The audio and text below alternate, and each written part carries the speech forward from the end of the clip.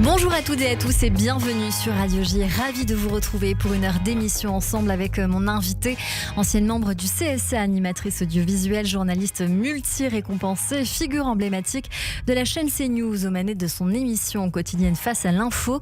Christine Kelly est aussi auteure et vient nous parler de son nouvel ouvrage très personnel, Pourquoi moi, aux éditions Fayard. L'occasion comme toujours de découvrir notre invité et ce aujourd'hui en direct sur Radio J. 15h-16h, Cyrielle Sarah-Cohen. Radio J.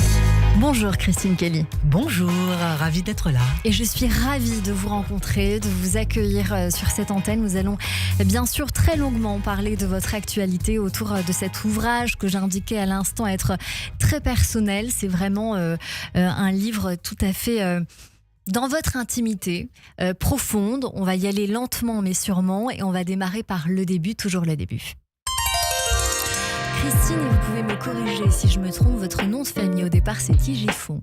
Vous êtes connue sous le nom de Christine Kelly, vous êtes née un 13 juillet dans les années 60 au Lamentin en Guadeloupe. Vous allez grandir dans une famille d'origine protestante et guadeloupéenne entourée de vos parents, Robert, Christian pour les intimes et Ginette, tous deux enseignants, et de vos trois frères et sœurs, Philippe, Lucien et Gladys pour la toute petite dernière. Quel genre d'enfance vous diriez que vous avez eu, sans parler de cet épisode que nous allons évoquer dans un instant?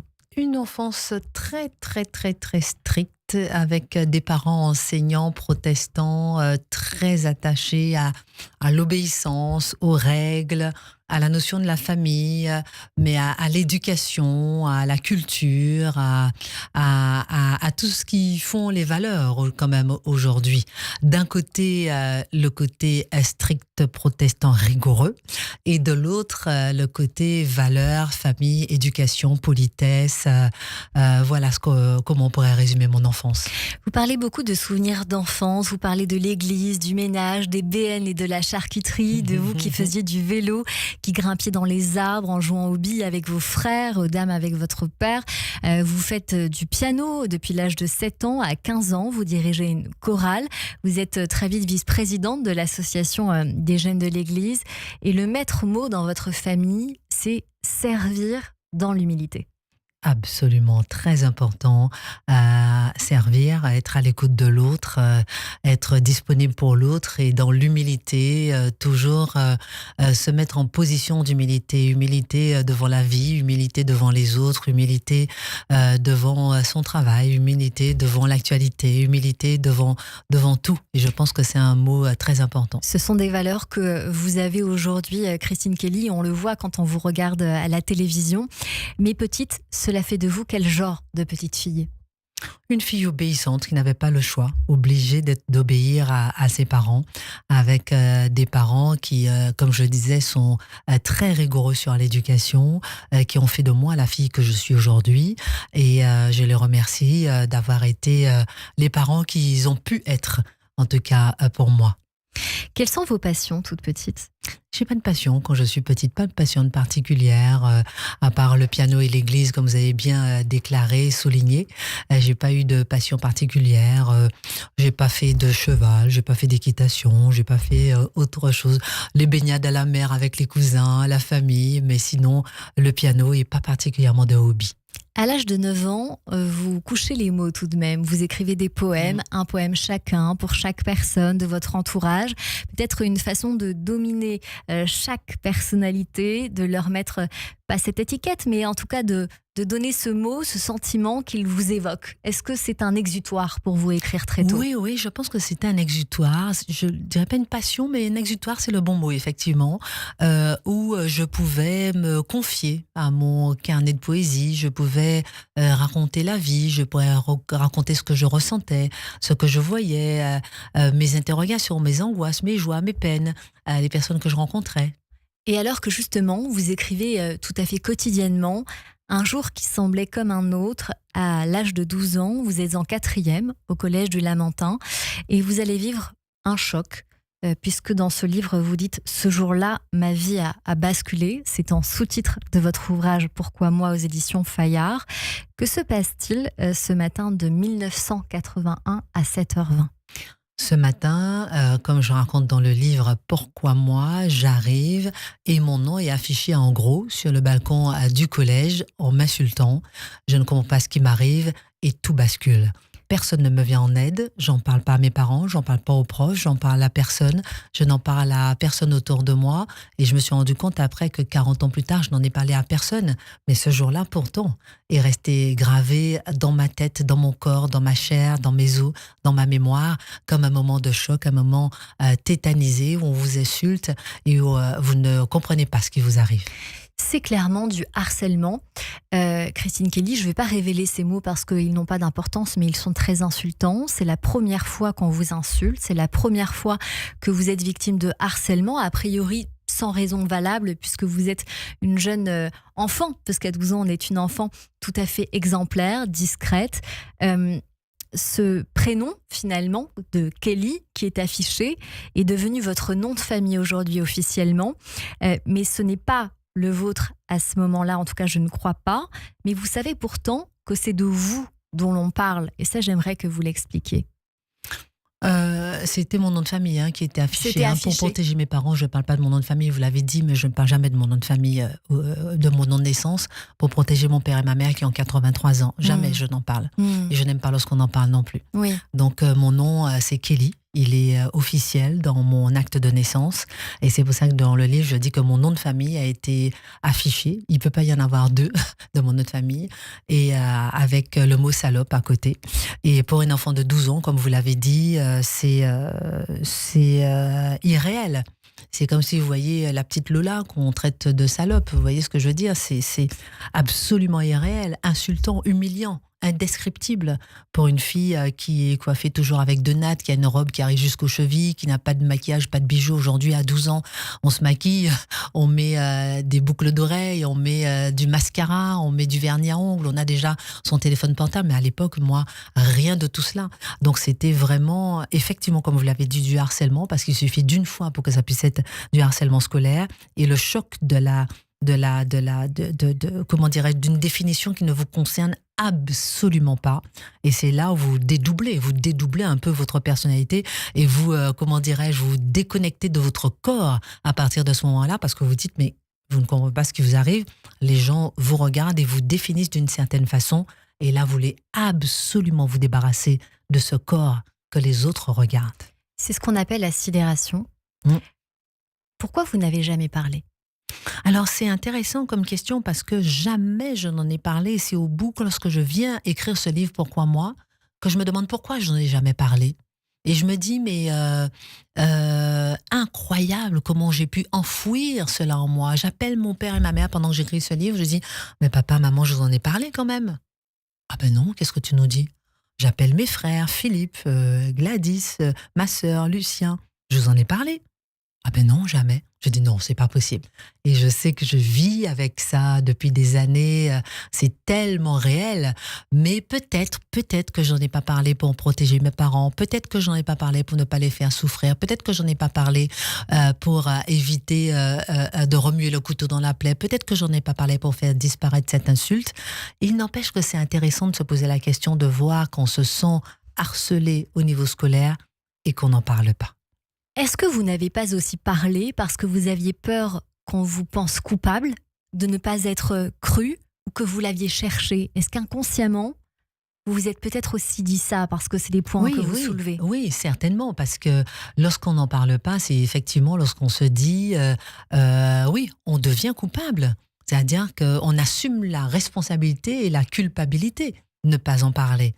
Et à partir de ce moment-là, on se dit qu'on ne peut pas être victime et qu'on est coupable. Et la notion de coupable et victime, à ce moment-là, perd tout son sens. Et on tombe dans une inversion de valeur. Et il m'a fallu des années pour savoir ce que ça veut dire être victime. On va y venir. Ce moment de vie qui pourrait être peut-être oublié pour certains, fait figure d'événements fondateurs dans votre histoire, dites-vous, dans vos engagements, comme vous venez de nous le dire, dans votre expression corporelle. Les répercussions de ce jour n'ont cessé de vous suivre depuis corps et cœur. Vous le dites, je Je me suis apprêtée de façon minimum syndicale tout au long de ma vie. Vous ne cherchez pas à être moche, mais pas à être belle pour autant. Vous parlez beaucoup de ce physique qui vous poursuit alors que vous ne cherchez pas à développer quoi que ce soit avec lui. Et vous dites, chez moi, il y a une contradiction entre qui je suis et ce qu'on voit. Mhm. Absolument, et je cherche à me débarrasser de ce physique parce que c'est ce physique que l'on regarde et c'est ce physique qui a été atteint et c'est ce physique qui a été insulté. Donc je cherche à m'effacer derrière cette image, à ne pas exister, survivre ou disparaître, je le dis régulièrement dans le livre, à ne pas exister, à me déconnecter complètement de mon corps pour ne pas revivre effectivement ce moment d'insulte et ce moment de harcèlement scolaire. Dans cet ouvrage, Pourquoi moi, aux éditions Fayard, c'est une écriture qui démarre de façon presque enfantine, où l'on sent cette sensibilité, comme si vous nous livriez la sensibilité de vos 12 ans, comme si le temps s'était arrêté longtemps à cet âge-là. Et on va y revenir dans un instant, mais dans la continuité de votre vie, vous allez passer un bac S, une licence en sciences physiques et mathématiques, Christine Kelly, et alors que vous vous destinez à être enseignante, vous renoncez à cette idée pour vous tourner vers les médias. Je connais la réponse, mais pourquoi ce choix ? Pourquoi ce choix des médias ? Je ne sais pas. Progressivement, j'ai fait plusieurs petits boulots et inconsciemment, je pense que je suis allée vers un média qui pouvait me soigner, vers une solution, pas un média, mais une solution qui pouvait peut-être me soigner, qui pouvait me guérir inconsciemment, parce que toute mon éducation allait à l'encontre de paraître à la télévision, montrer son visage, montrer son corps, exister, le côté paillettes, le côté lumière, et toute mon éducation allait à l'encontre de cela. Donc je pense qu'inconsciemment, effectivement, je me suis rapprochée comme ça vers la télévision, jamais en pensant faire mon métier au final. Et finalement, j'y suis restée, ça fait bien des années. Ce que votre mère vous répète souvent, c'est ce n'est pas l'apparence qui compte, l'essentiel réside à l'intérieur. C'est ce qui va longtemps nourrir, en tout cas, votre personnalité tout du long et encore plus avec ce qui vous est arrivé. Et votre grand-mère Rose va vous enseigner autre chose. Elle va vous enseigner les saisons pour tout et la liberté. Les saisons et la liberté, c'est vrai que ma grand-mère, la mère de ma mère, a été capitale dans mon chemin de vie. La mère de mon père vit encore, elle a 101 ans. Et la mère de ma mère, elle est morte à 95 ans, mais elle a beaucoup été une mère poule pour tous ses petits-enfants et à dire attention Christine, tu as des saisons dans ta vie. Tu as un moment pour planter, un moment pour récolter. Tu as un moment pour t'occuper de ton corps peut-être, un moment pour étudier, un moment pour travailler, un moment pour prendre soin de toi et un moment pour tout. Et elle m'a beaucoup aidé à cheminer, elle m'a beaucoup aidé à faire face aux difficultés de la vie, elle m'a beaucoup aidé à surmonter toutes les épreuves que j'aurais pu subir en tant que jeune adolescente, en tant que jeune fille dans ma vie, en me disant de toujours voir plus loin, voir devant moi l'horizon briller. Et elle vous donne comme ça un petit chemin. Elle vous dit, il faut ton appartement, ton permis, ta petite voiture, ton indépendance. Et finalement, à 23 ans, c'est ce qu'on va vous proposer. Vous allez rejoindre la télévision tout à fait par hasard. C'est d'ailleurs votre mère qui vous y amène. Et ça, c'est complètement dingue. Complètement dingue par rapport à son profil. Exactement. Vous allez rejoindre la télévision, la chaîne privée et locale Archipel 4 en Guadeloupe pour y animer Caribscope, un rendez-vous bilingue français-anglais sur l'actualité des Caraïbes. Dans le même temps, vous animez une émission de libre antenne sur la radio Cadence FM avant de devenir présentatrice sur RFO Guadeloupe. Quels souvenirs vous gardez de ces tout premiers pas où vous êtes sans formation et où l'on veut que de vous ?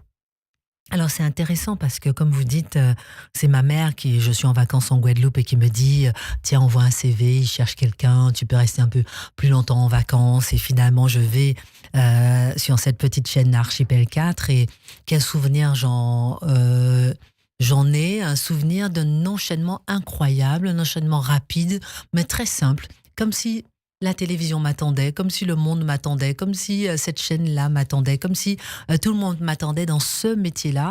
Et j'essaie de faire ma carrière, j'essaie de partir, j'essaie de repartir à Paris parce que je suis en vacances à Paris. À chaque fois, on me rattrape, on me dit non, il faut rester, on a besoin de toi sur cette chaîne. Et c'est incroyable de voir comment finalement, au bout du bout, c'est ce métier-là qui m'a collé à la peau et c'est ce métier-là qui, petit à petit, m'a permis de prendre conscience de qui j'étais et de soigner mes plaies du harcèlement scolaire.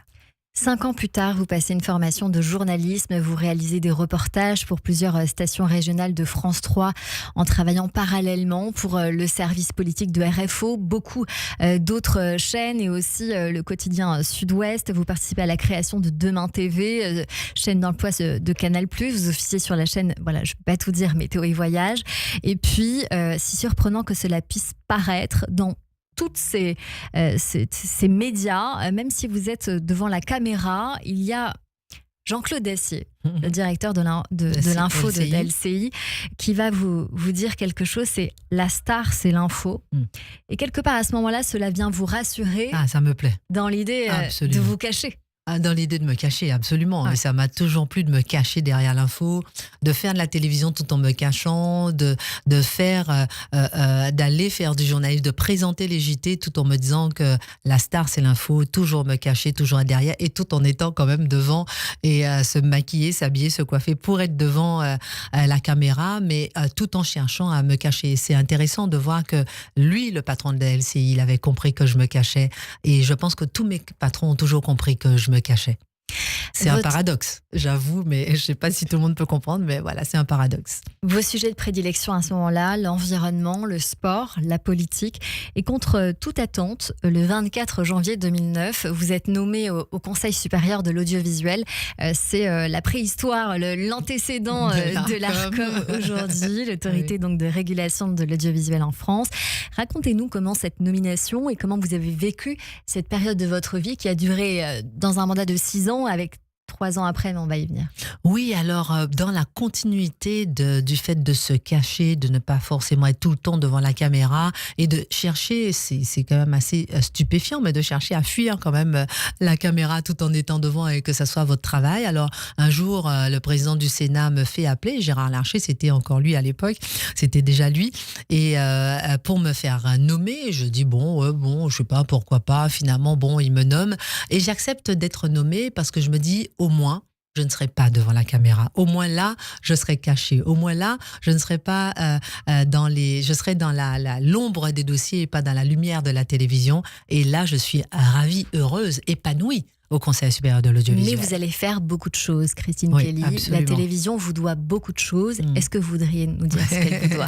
Ah, ça, par contre, j'adore être dans l'action, être dans le concret, faire des choses.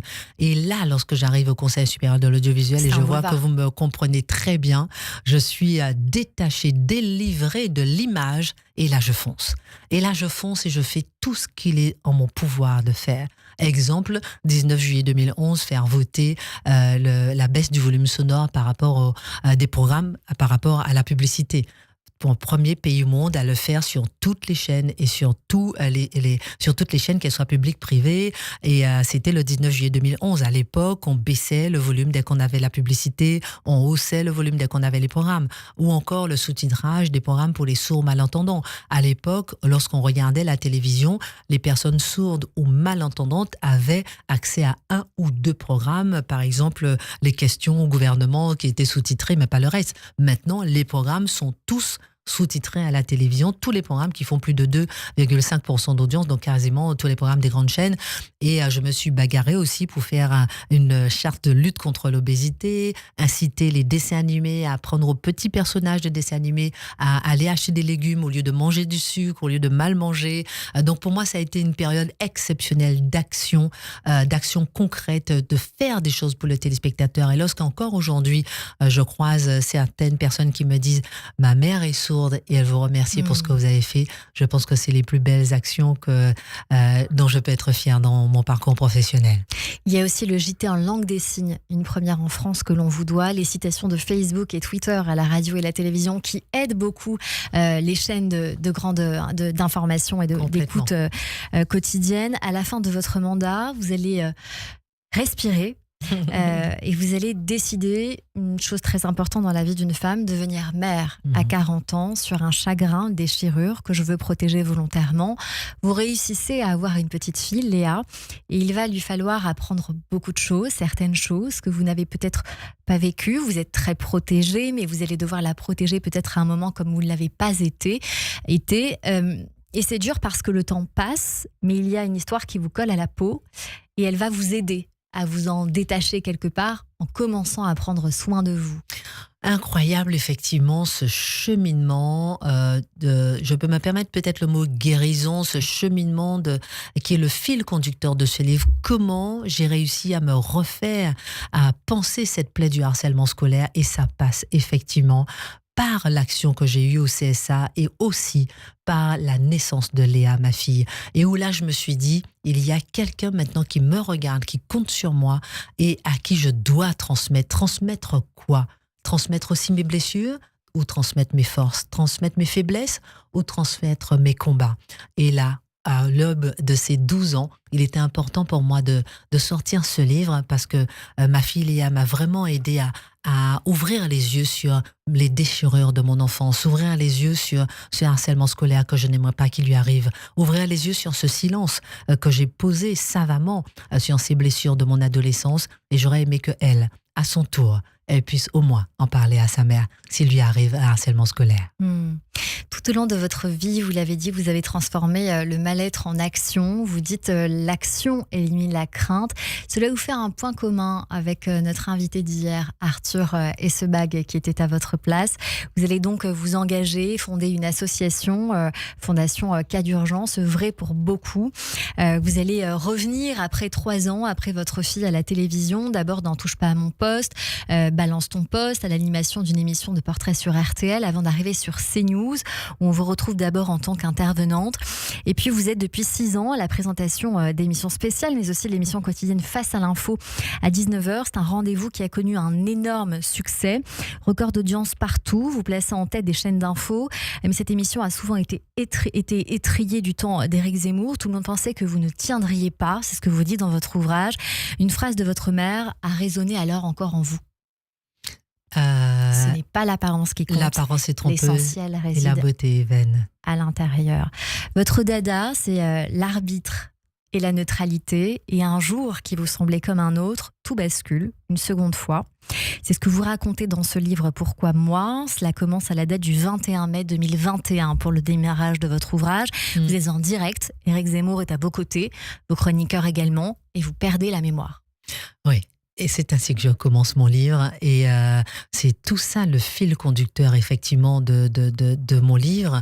Lorsque dans cette émission Face à l'info, je perds pied ce soir-là du 26 mai 2021. Qu'est-ce qui m'arrive ? Je ne comprends pas. Que dit Éric Zemmour ? Je ne comprends pas. Que disent mes chroniqueurs ? Je ne comprends pas. L'émission passe, la moitié de ma mémoire est consciente, l'autre moitié est complètement absente, jusqu'à ce que j'arrive chez moi. Et petit à petit, je retrouve ma mémoire à 23h32, je n'oublierai jamais. Et là, ça a été une alerte très importante pour moi. Personne n'a jamais su ce qui m'est arrivé à ce moment-là. Ça ne s'est jamais reproduit non plus. J'ai fait toutes sortes d'examens. C'était pas un AVC. En tout cas, c'était une alerte pour me dire que j'étais déconnectée de mon corps. Le corps parle. C'est une période, il faut dire aussi, Christine Kelly, où vous êtes extrêmement affaiblie parce que très harcelée. Comment vous avez vécu cette période et ce qui en a découlé ? Alors, c'est très intéressant parce que ça, c'est la base même de mon livre, effectivement, ce harcèlement que j'ai vécu.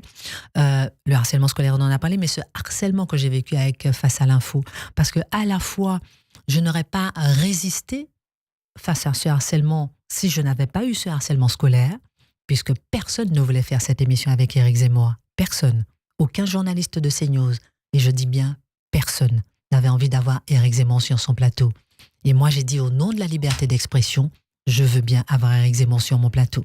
Donc, à partir de ce moment-là, j'ai compris que le harcèlement que j'avais vécu lorsque j'avais 12 ans m'a permis d'avoir suffisamment de force pour combattre le harcèlement d'aujourd'hui. J'ai eu des faiblesses, mais j'ai aussi eu cette force pour faire face à la puissance de ce harcèlement que je n'avais jamais vécu de ma vie. Et est-ce que ce harcèlement plus récent a soigné l'enfant de 12 ans ? Alors, ce harcèlement plus récent n'a pas forcément soigné l'enfant de 12 ans, mais m'a permis d'ouvrir les yeux sur le fait que je n'avais pas soigné ses blessures. M'a permis d'ouvrir les yeux sur le fait qu'il fallait que j'abatte les murs qui m'ont permis d'arriver jusqu'à Éric Zemmour, jusqu'aux portes de cette émission Face à l'info. Il était temps pour moi d'abattre ces murs. Merci Christine Kelly. On continue cette émission avec vous en parlant de votre ouvrage « Pourquoi moi ?» aux éditions Fayard. Dans un instant, mes chroniqueurs nous rejoignent, mais tout de suite, c'est le rappel des titres sur Radio J. Radio J. Cyrielle Sarah-Cohen.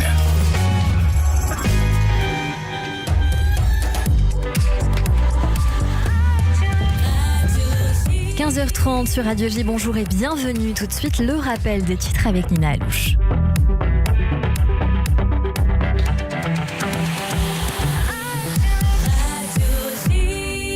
Bonjour Nina. Bonjour Cyrielle, bonjour à toutes et à tous. À la une de l'actualité, la Croix-Rouge a annoncé avoir transféré 15 corps palestiniens d'Israël vers Gaza. Au total, 165 corps palestiniens ont été restitués. Selon cet accord, Israël remet 15 corps palestiniens pour chaque otage israélien vivant rendu à Israël. L'otage libéré Avinat Tanor est sorti de l'hôpital. Il avait été admis après sa libération de la captivité du Hamas le 13 octobre. Il commencera sa rééducation au sein de l'unité des otages rapatriés de l'hôpital. Le lieutenant-général Eyal Zamir a déclaré que la Judée-Samarie serait renforcée par davantage de troupes de l'armée permanente. L'objectif, soulager les réservistes. Le vice-président américain J.D. Vance tiendra une conférence de presse à 18h. L'objectif de cette rencontre, renforcer le cessez-le-feu entre Tsahal et le Hamas. Washington a lancé une stratégie impliquant plusieurs hauts responsables américains. Le vice-président J.D. Vance est arrivé ce matin en Israël, l'envoyé spécial pour le Moyen-Orient Steve Witkoff et le conseiller principal Jared Kushner. Israël exhorte le Premier ministre canadien à renoncer à sa promesse d'arrêter Benjamin Netanyahou s'il entre au Canada. La semaine dernière, la Cour pénale internationale a rejeté la demande d'Israël de faire appel des mandats d'arrêt émis par la CPI contre le Premier ministre israélien au sujet de la guerre avec le Hamas à Gaza. L'ancien président Nicolas Sarkozy a été écroué ce matin et a déposé une demande de mise en liberté. C'est la première fois qu'un ancien président de la Ve République est incarcéré. Enfin, l'examen du budget 2026 se poursuit à l'Assemblée nationale. Ses membres ont notamment rejeté l'instauration de la taxe Hugman. Merci beaucoup Nina Alouche. On vous retrouve à 16h pour le journal complet. Tout de suite une très courte pause et c'est la suite de notre émission avec mon invité Christine Kelly et mes chroniqueurs sur Radio J. Le Club Imo Radio J, Marc Ezrati. Bonjour, c'est Marc Ezrati. Je vous retrouve tout à l'heure avec le Club Imo à 16h05 sur Radio J. Des invités exceptionnels, des analyses éclairées, un tour du monde de l'actualité. C'est cet après-midi, 16h05 et c'est uniquement sur Radio J. Radio J. Radio J. Vous écoutez Radio J à Paris sur 94.8 en DAB+, et sur notre appli Radio J. Radio J. Radio J. 15h-16h. Cyrielle Sarah-Cohen. De retour sur l'antenne de Radio J. Merci de passer votre après-midi avec nous jusqu'à 16h avec mon invité aujourd'hui, Christine Kelly, pour son livre « Pourquoi moi ?» aux éditions Fayard. Il y a un instant, Christine Kelly, j'évoquais bien évidemment cette vague de harcèlement survenue à un moment donné de votre carrière lorsque vous étiez aux côtés d'Éric Zemmour. Vous avez porté plainte depuis par rapport à une personne qui vous avait harcelé pendant 2 ans. Vous avez eu le profil du harceleur. Ce qu'il vous reprochait, vous dites une inversion accusatoire à un moment donné dans sa défense. Depuis là, vous avez gagné, il a été jugé, la démocratie a gagné, dites-vous. Est-ce que cela va mieux depuis ? Est-ce que cette vague de harcèlement s'est dissipée ? Je ne sais pas si elle s'est dissipée parce que je ne regarde pas forcément tous les messages de harcèlement et je pense qu'ils continuent. Il n'empêche que c'était important de faire un exemple. C'était important de s'arrêter sur un des harceleurs et de dire attention, je t'ai vu. Et de reconnaître à un moment que tu es harcelé, que tu es victime. Et de ne pas rester dans la fille warrior, la fille toujours qui assume la responsabilité de tout, mais oser admettre pour une fois que j'étais victime. Et lorsque le magistrat l'a condamné et m'a reconnue victime, ça a été un moment très important pour moi. Et dans ce cheminement aujourd'hui, en 2025, de vie publique, où toute personnalité publique est soumise à la critique, soumise au harcèlement, soumise au dénigrement, soumise à la décrédibilisation, il est important aussi de savoir dire qu'on est harcelé, mais qu'on avance quand même, qu'on garde la tête haute et qu'on avance malgré tout. Ce que vous dites dans votre ouvrage, presque tout du long finalement, Christine Kelly, c'est que vous prenez soin des autres plus que de vous. Ce qui vous a plu dans le fait de porter plainte, ce n'est pas de le faire pour vous, mais c'est ce qu'on vous a dit, c'est fais-le pour les autres si tu ne le fais pas pour toi. C'est un peu ce que vous venez de nous dire à l'instant. Qu'est-ce que tout cela vous a appris et fait comprendre que quoi qu'il arrive, même si on se sent fort, qu'on a une carapace, qu'on la nourrit, à un moment donné, il faut se retourner et il faut se dire « Ok, là je suis victime, je me suis longtemps occupée des autres, mais aujourd'hui, je dois prendre aussi soin de moi pour continuer à prendre soin des autres. » Pour continuer à prendre soin des autres et aussi, effectivement, pour montrer aux autres que c'est aussi le chemin du salut de soi-même, c'est-à-dire oser porter plainte. Et lorsque j'ai porté plainte, c'est lorsque mon avocat m'a dit « Mais si tu ne le fais pas pour toi, fais-le pour d'autres femmes. » Et c'est important de dire qu'il faut aussi, pas peut-être après chaque harcèlement, pas après chaque insulte, mais il faut aussi porter plainte. Donc pour moi, c'était très important de m'arrêter, de reconnaître ce harceleur, de le faire reconnaître par la justice. Et vous savez, lorsque vous dites que vous avez des menaces de mort, que vous êtes harcelé, il y a toujours une moitié qui vous croit à peine. Et c'est important, effectivement, de prendre un scalp et de dire « Voici un d'entre eux, mais il y en a d'autres. » Votre père, page 213, vous disait souvent « L'apparence de faiblesse peut cacher une grande force, laisse-les te sous-estimer. Sois imprévisible, ne cherche pas à impressionner. Les hommes puissants ne se vantent pas, ils agissent, accepter le confort dans l'inconfort. Savoir reculer n'est pas une faiblesse, c'est une stratégie. Reviens plus forte, le chaos n'est pas une menace, c'est une opportunité. » C'est la partie du livre que je préfère. C'est vrai ? Oui, parce que c'est dans la faiblesse qu'on reconnaît sa force. Et c'est important, pour être fort, d'oser dire qu'on est faible. Merci et souvent, beaucoup. Les gens confondent gentillesse et faiblesse. Et je pense qu'il ne faut ni confondre gentillesse et faiblesse. Il faut oser dire qu'on est faible. Lorsqu'on ose dire qu'on est faible, c'est qu'à partir de ce moment-là qu'on est fort. Lorsque je dis aussi dans le livre que l'histoire du héros commence, lorsqu'on commence à relever le genou à terre. Ce n'est pas lorsqu'on est tombé, mais lorsqu'on relève le genou et qu'on se dit qu'on va avancer. C'est la partie que je préfère parce que mon père a toujours eu des mots de leçons de vie pour m'encourager dans mon cheminement de vie. Malgré une enfance, je disais, très stricte, mais mes parents ont su m'accompagner dans un métier parfois très difficile. Je me trouve extrêmement résiliente, Christine Kelly. On me le dit souvent, mais je pense c'est important de l'être. Hein. Et puis aujourd'hui, si on ne l'est pas, on se laisse briser par les autres. Il est hors de question de se laisser briser par les autres. Je veux, comme vous le disiez, être un exemple aussi pour ma fille. La vie, demain, on ne sait pas à quoi elle ressemblera. On sait une chose, c'est qu'elle ne sera pas simple. Lorsque j'élève ma fille, je lui dis « Tu m'apportes de bonnes notes, c'est la base. Mais je veux absolument que tu aies 3 points dans ta vie.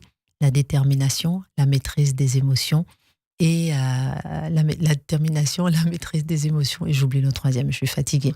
Mais c'est très important pour moi qu'elle aille au-delà, et l'adaptation, qu'elle aille au-delà des notes, s'adapter à tout, maîtriser ses émotions et rester déterminée. Aujourd'hui, l'humilité face à la vie de demain, on ne sait pas. Je ne sais pas si je sors de votre studio, je suis encore en vie. Je pense qu'il faut être consciente de cela, consciente qu'on ne sait pas à quoi ressemblera l'actualité non plus demain, consciente qu'on ne sait pas à quoi ressemblera la vie demain, et savoir élever son enfant avec des forces et des valeurs qui sont au-delà de ce que l'on voit, au-delà de ce qu'on peut donner à la base à un enfant, et savoir que la vie a élevé son enfant pour des moments difficiles à venir, et savoir aussi tirer toujours le positif, même du négatif, un peu « La vie est belle » de Bellini. Vous venez de résumer un petit peu quelque part la chronique qui suit d'Hélène Kuttner qui nous parle théâtre sur Radio J. Et mes acclamations, mon enthousiasme, viva notre bienfaiteur. Olé, olé, olé. Bonjour Hélène Hélène Kuttner. Bonjour Cyrielle, bonjour Christine Kelly, bonjour à toutes et à tous. Christine Kelly, je suis très heureuse, très émue de vous offrir cette chronique théâtre. Alors, pourquoi moi, vous demandez-vous à travers ce livre poignant qui fait ressurgir des souvenirs douloureux après 40 ans de silence. Et pourtant, durant toutes ces années, comme vous l'avez dit, vous êtes construite en pleine lumière, sous les projecteurs des émissions de télévision, comme si cette lumière allait justement réparer les non-dits, les secrets, les gouffres. Comme vous, Antoine Léris est journaliste. Comme vous, il a fait face à un traumatisme, mais décidera que la vie, elle, est plus forte. Le 13 novembre 2015, alors qu'il est à la maison avec son jeune enfant, il apprend que sa femme Hélène, qui se trouvait dans la soirée au Bataclan, a été identifiée en tant que victime des terroristes qui ont frappé aveuglément. 3 jours plus tard, dans une lettre enflammée, il publie sur Facebook un texte intitulé « Vous n'aurez pas ma haine ». Ce texte vibrant est devenu très rapidement un récit où ce journaliste, habitué à relayer les nouvelles du monde entier, se retrouve à décrire sa vie intime pendant et après cet attentat avec son jeune fils. La vie continue, elle doit continuer, écrit-il en substance. Comme vous, il doit continuer d'exercer son métier et sa passion de journaliste. Ce magnifique récit de survie et de résilience est incarné en ce moment au théâtre La Bruyère par le comédien Michael Winum dans une mise en scène d'Olivier Desbordes. Comment ce récit est-il raconté sur une scène de théâtre alors ? Très simplement, Cyrielle, Michael, c'est un jeune comédien d'une 30aine d'années. Il est seul sur le plateau, en jean, en basket. Il restitue toutes les phrases, les émotions d'Antoine Léris sans les dramatiser. Et ce qu'on voit bien justement ici, c'est l'importance du quotidien, du soin apporté à l'enfant qui n'a que 17 mois à l'époque et à tous les gestes répétés qui signifient que la vie continue. C'est pour lui, par lui, cet enfant qu'il faut éveiller, faire manger, amener à la crèche, à qui il faut raconter des histoires, que la vie du narrateur se poursuit. Léris décrit avec un certain humour les goûters, les bains qu'il faut maintenir et répéter chaque jour pour ce petit être qui doit grandir sans sa maman, mais avec son papa. Il raconte aussi la solidarité des autres mamans de la garderie qui lui offrent des plats qu'elles ont réalisés pour Melville. Tout dans ce texte, tout dans ce spectacle, hormis les moments tragiques qui entourent la mort d'Hélène, tout est un appel à continuer de vivre pour éviter de céder aux tueurs qui portent la mort en étendard. Je le cite, « Vendredi soir, vous avez volé la vie d'un être d'exception, l'amour de ma vie, la mère de mon fils. Mais vous n'aurez pas ma haine. Je ne sais pas qui vous êtes et je ne veux pas le savoir. Vous êtes des âmes mortes, écrit l'auteur. Alors non, je ne vous ferai pas le cadeau de répondre à la haine par la colère. Ce serait céder à la même ignorance qui a fait de vous ce que vous êtes. Vous voulez que j'aie peur, que je regarde mes concitoyens avec un œil méfiant, que je sacrifie ma liberté pour la sécurité ? Perdu. Bien sûr, je suis dévastée par le chagrin, je vous concède cette petite victoire, mais elle sera de courte durée. Je sais qu'elle nous accompagnera chaque jour et que nous nous retrouverons dans ce paradis des âmes libres auquel vous n'aurez jamais accès. Michael Winum possède une belle et chaleureuse présence, porte ce combat pour la vie à travers le compagnonnage avec l'enfant, d'une manière incarnée, vibrante. Et c'est une véritable leçon de vie que ce voyage dans l'intimité de ce garçon encore très amoureux de sa femme et qui refuse de se laisser terrasser par les forces du mal. L'essentiel pour lui est d'écrire, de transmettre ses émotions et sa nouvelle vie. Pourquoi elle, peut-il se demander quand les terroristes attaquent sa femme ? Pourquoi moi ? Vous demandez-vous, chère Christine, qui témoignez de vos traumatismes passés, de vos émotions, pour mieux vivre aujourd'hui et être encore plus forte. Merci beaucoup Hélène Kuttner. Vous n'aurez pas ma haine au Théâtre Actuel La Bruyère, c'est jusqu'au 30 décembre. Cela nous a bien embarqué Hélène Kuttner. Merci beaucoup. Merci. À la semaine prochaine évidemment sur Radio J. Tout de suite, c'est le billet du jour avec Ariel Efraimi. Le billet du jour. Bonjour Ariel. Bonjour Cyrielle, bonjour Christine. Bonjour. D'abord, merci pour votre livre, Pourquoi moi ? On a l'impression que vous avez mis votre cœur sur la table et qu'il bat encore pendant qu'on lit. Vous dites que la vie, c'est apprendre à rester confortable dans l'inconfortable. J'ai voulu tester ce matin. J'ai pris un Vélib sous la pluie pour vivre l'inconfort à son sommet. Et j'ai très vite compris que j'étais pas encore prêt pour votre sagesse. Vous parlez de vous, de votre histoire, de votre enfance, de ce que vous avez subi. Et forcément, on s'identifie. Par exemple, je publie des vidéos où, en tant que juif, je vanne la communauté, nos rites et nos habitudes. Je pourrais me prendre de l'antisémitisme et du harcèlement en pleine figure, en m'affichant comme ça. Et honnêtement, j'ai de la chance, ça m'arrive peu. Le seul qui m'a vraiment blessé, c'est Quentin du 58 qui a repéré que j'avais des pellicules et qui m'a bien prévenu en commentaire. Donc, on n'est pas toujours harcelé où on croit. Mais en vrai, c'est ça qu'on apprend avec le temps. Plus on reçoit de critiques, plus on se renforce. C'est apprendre à ne pas tout laisser te traverser, à être solide sans devenir dur. Et puis, il y a ce que vous racontez, Christine, sur l'enfance, les blessures et la honte qu'on ne s'est pas nommer pendant des années. Et ça m'a fait penser à une de mes amies les plus proches. Son nom de famille, c'est Shalom. Bon, à côté, ça s'appelait Cohen, c'est Goy. Et elle a clairement subi de l'antisémitisme. Elle aurait pu se dire, je prends le nom de ma mère, je me fais oublier. Mais la société adore nos pseudos. Et mon amie a fait l'inverse. Elle a assumé, elle a avancé et elle a repéré ceux qui ont un problème. Pas en héroïne Marvel, en femme normale qui refuse de se recroqueviller. Et ça, c'est une façon de penser ses plaies. Et vous le dites très bien, Christine, on peut avancer avec ses faiblesses. Parfois, ce ne sont pas des fuites, mais ce sont des sources. Et là, je me dis, heureusement que moi, je suis à moitié ashkénaze, parce que je ne suis pas typé. Je suis plutôt pâle, on dirait un stagiaire de la Cour des comptes. Et tant mieux, parce que quand t'es ashkénaze, t'as plus de chances de subir une taxe d'habitation qu'une discrimination. Nos têtes inspirent plus confiance. Désolé, vous, les séfarades, vous n'avez pas cette chance. On vous repère à 400 mètres, vous parlez fort, ils ont la harissa dans l'ADN, et une façon de dire frérot. Et une étoile de David de la taille d'un frisbee, c'est beau, mais c'est visible. Et vous parlez également dans votre livre du courage de parler, de s'exposer, de tenir. Je crois que l'humour, c'est une autre manière de tenir. Quand je ris de ma propre identité, c'est pas pour minimiser les clichés, c'est pour les désamorcer. Bon, après, c'est vrai que les juifs influencent. Ils ont raison, ceux qui nous le disent. La Torah, c'est le premier livre d'influenceurs. L'influence à la base, c'est raconter une histoire qui t'aide à devenir meilleur. Et si on élève le débat, l'influence redevient ce qu'elle devrait être. Pas vendre des gourdes, mais donner de l'eau. Donc votre parcours, Christine, nous inspire une chose très simple. On ne choisit pas ce qui nous tombe dessus, mais on choisit la manière dont on se relève. Absolument, absolument. Parfois, c'est se taire pour ne pas s'abîmer. Parfois, c'est parler justement pour ne pas disparaître. Parfois, c'est se tromper et revenir. Et vous avez appris à ne pas vous retrouver dans le miroir des autres. Alors oui, la télé, les réseaux, ça peut être des arènes auxquelles on est confronté. Mais on peut en faire des lieux d'entraînement. On vient avec nos faiblesses et on repart avec des phrases. Et la gentillesse n'est pas une faiblesse, c'est une technique de respiration. Et la controverse, ça s'apprend. Donc merci Christine d'avoir écrit un livre qui n'est pas une armure, mais une passerelle. Je suis très touchée de voir que les messages de fond sont là et ont bien été entendus, parce que la vie, c'est vrai que c'est une course de fond, c'est un combat permanent, et c'est bien d'en avoir conscience pour transformer effectivement le combat en positivité, en force. Et c'est vrai que je dis toujours que c'est au nombre de blessures qu'on a sur le corps que l'on voit qu'on est une guerrière. Et j'aime bien le mot guerrière. C'est magnifique en tout cas, les deux chroniques. Magnifique. Merci beaucoup Hélène Kuttner et Ariel Efraimi pour cette chronique aujourd'hui sur Radio J. Tout de suite, c'est l'introspection. L'introspection. Juste avant de passer le micro à Véronique Zana, quelques phrases que j'aimerais vous lire, quelques répliques de cinéma pour recueillir un sentiment ou tout au mieux une anecdote, une émotion. La première vient d'un film en salle en ce moment, Marcel et Monsieur Pagnol. L'homme qui écrit, c'est un homme qui se console. Est-ce que cela vous parle ? Oui, c'est Nicolas Pagnol, non ? Oui, oui, mais oui. Oui, un homme qui se console. Oui, ça me parle.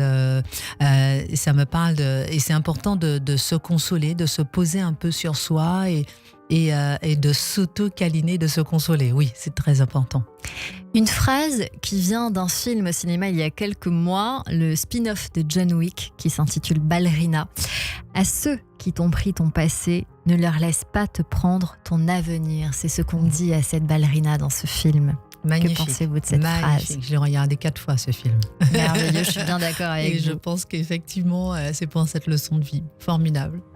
Une phrase de Kung Fu Panda, c'est sur le chemin où l'on croit l'éviter que souvent l'on rencontre son destin. Je crois qu'elle vous va bien, cette phrase. Je me sens cernée dans cette émission. J'adore Kung Fu Panda. Aussi pour ça. Il y a une autre phrase à présent. On se contente d'une vie sans bonheur parce qu'on a peur du changement. Mange Priem. Magnifique, magnifique. Pour terminer, est-ce que vous avez une philosophie de vie, une citation à vous qui vous accompagne au quotidien, Christine Kelly ? Peut-être un mantra, tout simplement. Oh, j'en ai tellement. J'en ai tellement. C'est vrai que la philosophie de vie, je sais pas, l'humilité en permanence, je sais pas, faire confiance à la vie, je sais pas, se battre en permanence, regarder devant soi l'horizon briller, je sais pas, j'ai tellement de petites leçons de vie comme ça. Non, et en plus il a cité une que j'allais ressortir tout à l'heure, mais j'ai oublié déjà. Mais il y a quelques instants. Mais non, s'il fallait une philosophie de vie, parfois lorsque je vais signer des livres, il y a des mamans qui me demandent, dites-moi, donnez-moi un conseil pour ma fille et tout. Et je dis souvent d'avoir les deux pieds ancré dans les valeurs qu'on ne défend plus aujourd'hui, les valeurs d'éducation, de politesse, de lecture, de respect de l'autre. Ça a l'air très bisounours et très dépassé aujourd'hui, mais je pense que c'est avec ces valeurs-là qu'on peut avancer dans la vie. Merci beaucoup Christine Kelly. Pour terminer cette émission, c'est votre portrait sur Radio J. Le portrait psychologique. Radio J. Et oui, comme toujours à la fin de cette émission, ça devrait vous plaire. On a pour habitude de débriefer ces minutes passées ensemble et c'est votre portrait à vie par Véronique Zana. Bonjour Véronique. Bonjour Cyrielle, bonjour Christine. Bonjour Véronique. Et bonjour à tous. Déjà, je me sens cernée. Eh bien, à la place de vous sentir cerné, moi je vous proposerai une notion de rythme. Allez. Et en vous écoutant, en écoutant votre phrasé, j'avais l'impression d'entendre un métronome avec une cadence qui bat plus ou moins vite. Et ce qui est intéressant dans votre histoire, c'est que vous avez pris le temps avec des moments difficiles, mais vous êtes passé du corps aux mots, à ce qu'on peut dire, à ce qu'on voudrait dire, à ce qu'on aurait peut-être dit, mais vous avez pris le temps. Alors d'abord, qu'est-ce que je peux faire avec ce choc ? Et puis ce corps, parce que finalement il était bien planqué, on avait des valeurs, on passait à autre chose et paf, de l'extérieur, ça arrive, ça se veut méchant, mais quelque part peut-être un peu jaloux. Et tiens, qu'est-ce que je peux faire avec ça ? Vous secouez un petit peu votre histoire et où est-ce que je peux amener finalement tous ces paradoxes ? Tiens, alors je vais sur les médias, vous l'avez dit, paillettes, il s'agit de mots, il s'agit là aussi d'un rythme, hein, et ça, le rythme, vous le tenez bien, hein, parce que vous êtes vraiment un peu partout, et parfois on se demande à quel moment respire-t-elle. Mais ce rythme, vous le tenez bien. Et vous avez une phrase qui est extrêmement intéressante, vous dites « Oui, mais moi je me cache, mais là je peux me cacher en lumière. » Et ça, les enfants sont très doués pour ça, hein. Déjà aussi pour se dire, quand on se cache, mais ils vont me trouver ou pas ? Je suis plus forte qu'eux ou pas ? Ils vont oublier ou pas ? Donc il y avait déjà un petit truc au travail. Et vous dites, oui, mes patrons ont tout de suite compris que j'étais une femme qui se cachait. Et là, j'ai une petite voix qui me dit, tiens, qu'est-ce que ça veut un patron qui comprend une femme qui se cache ? Laissons ça pour la C'est un patron qui ne vous drague pas, c'est très important pour moi. Voilà. Très, très, très important. Qui vous respecte pour votre professionnalisme et pas pour ce que vous paraissez, pas pour ce que vous transmettez. Très bonne remarque. Absolument. Et donc là, quelque part, vous reprenez la main. Parce que c'est ça aussi, hein, l'histoire. C'est comment, de la place de femme, qui est loin d'être la plus facile, comment est-ce qu'on peut se promener dans tous ces univers en laissant la main tout en la reprenant, mais quand même on y est. Donc, vous avancez, vous vous soignez avec votre job, mais vous nous en faites profiter, donc ça c'est plutôt sympathique hein, aussi. Et le Deus ex machina, on vous propose quelque chose et vous dites « Enfin, je suis délivré de l'image ».